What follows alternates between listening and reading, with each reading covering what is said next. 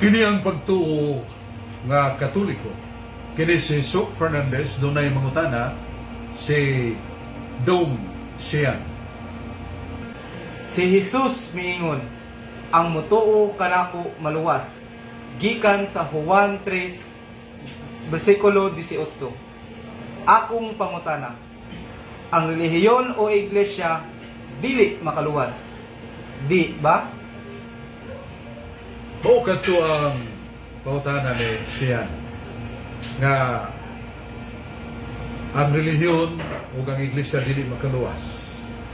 Kay si Kristo man ang mingon nga kumutuo ang mga tao kaniya maluwas. So, di ba, ang relihiyon o iglesia dili makaluwas. Muna ko utana. Ang atong tubag kining po nga relihiyon. Masa kani ka Latin word re-elegere, to choose again. O sa Biblia, sa Josue 24:22, mingon si Josue katawhan, kamo saksi sa inyong pagalingon nga kamo'y nagpili sa Diyos aron siya mo inyong alagaran. So mo kanang pagpili sa Diyos o gatong alagaran mo ng relihiyon. Si Saulo nga nahimong San Pablo, gilutos niya ang pinuhuan o iglesia nga gitukod ni Kristo. Kunya nakabig siya.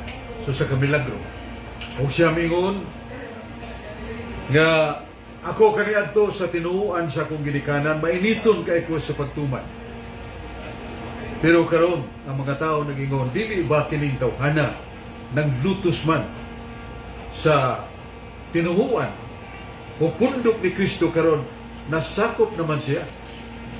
So gikan ko sa tinuuan sa akong ginikanan sa Judaismo o nahimo na kong Kristohano. Matod pa sa mga. O na ang iglesia makaluwas.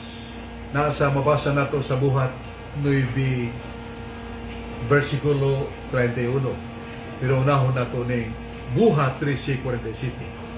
Ngayon si San Pablo, kita ang iglesia kahayag alang sa mga hintil o kita mo'y instrumento sa kaluwasan sa katauhan sa kinatungyan sa yuta.